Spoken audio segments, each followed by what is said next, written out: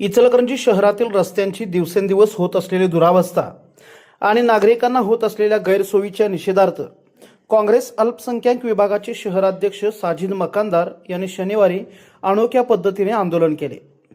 शहरातील अनेक रस्त्यांची अवस्था अतिशय खराब झाली असून त्यातच महानगरपालिकेकडून ड्रेनेजच्या कामासाठी करण्यात आलेल्या खोदकामामुळे ठिकठिकाणी मोठमोठे खड्डे निर्माण झाले आहेत।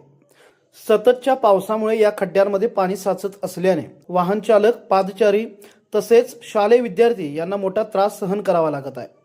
अपघातांची शक्यताही वाढली आहे। याच पार्श्वभूमीवर साजिद मकानदार यांनी महासत्ता चौक ते लालनगर, नारायणनगर, जाधवमळा या मार्गावर चिखल आणि पाण्यातून दंडवत घालत प्रशासनाचे लक्ष वेधण्याचा प्रयत्न केला।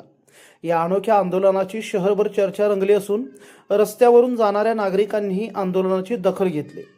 यावेळी बोलताना साजिद मकानदार यांनी महासत्ता चौक ते लालनगर, नारायणनगर हा सुमारे 12 कोटी रुपये खर्चाचा रस्ता गणेश चतुर्थीपूर्वी पूर्ण करण्यात यावा अशी मागणी केली।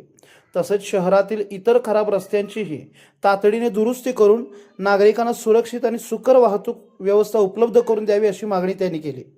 या आंदोलनामुळे इचलकरंजीतील रस्त्यांच्या प्रश्नाकडे पुन्हा एकदा सर्वांचे लक्ष वेधले गेले असून प्रशासन यावर किती लवकर कारवाई करते याकडे शहरवासियांचे लक्ष लागले आहे।